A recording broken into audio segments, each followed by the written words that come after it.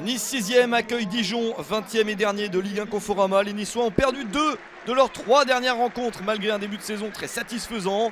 L'équipe de Nice est tout de même complètement modifiée en attaque avec les présences de Dolberg, de Ounas qui vont mener l'attaque. Stanley Nsoki, l'ancien parisien, est également présent. En face, Dijon n'a toujours pas gagné cette saison, mais vient de prendre son premier point après un 0-0 contre Nîmes.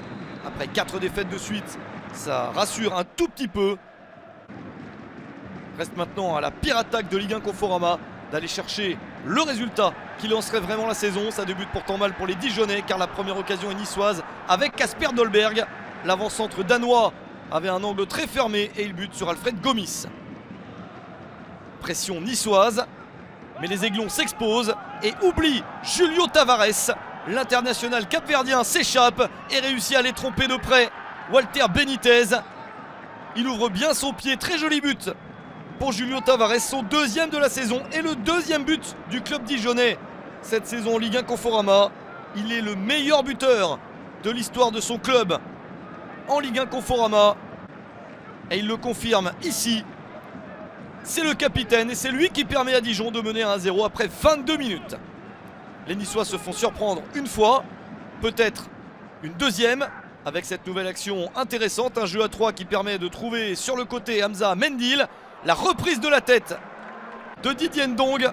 Très bonne chance pour Dijon de prendre 2 buts d'avance. Nice doit donc se méfier et véritablement ne pas perdre de temps pour égaliser. C'est le cas grâce à Kasper Dolberg, parfaitement servi par Adam Ounas. Les deux recrues se trouvent bien. L'international algérien trouve le Danois pour son premier but en Ligue 1 Conforama à la 29e minute. 7 minutes après le but de Tavares, Nice revient à 1 partout. Des Niçois insistants avec ce centre. La reprise de la tête à bout portant, la parade formidable d'Alfred Gomis. Le gardien international sénégalais sauve son camp. Il permet à Dijon de rester dans le match. Et Tavares a l'espoir de redonner l'avantage à son équipe. Parade du pied de Benitez. Jolie première période au terme de laquelle les deux équipes sont à égalité, un but partout.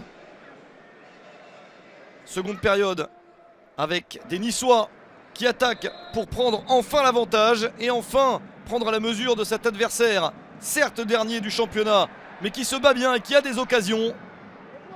Pierre Lismelou se retourne pour donner sur le côté gauche à Youssef Attal.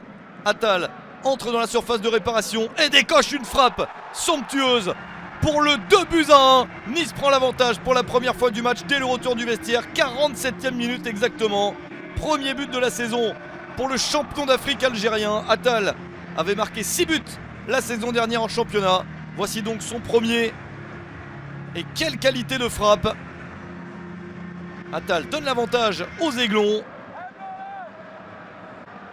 Et c'est un coup très dur pour les Dijonnais qui essayent tout de même de se relancer avec cette possibilité encore une fois pour Julio Tavares qui est passé dans le dos de la défense. Walter Benitez sauve la situation. Tavares a presque toutes les occasions de son équipe mais le gardien argentin stoppe tout. Encore une action pour les Bourguignons qui y croient. Encore une fois Tavares et toujours Benitez pour s'interposer. Les Dijonnais n'y arrivent pas. Le but du break peut-être sur coup franc pour Willan Cyprien, le capitaine de l'OGC Nice, est mis en échec par Alfred Gomis. Il y a de beaux gestes de gardien dans ce match. La dernière chance pour Dijon avec ce tir enroulé, mais c'est directement sur Benitez. Nice réussit à s'imposer 2-1 contre Dijon.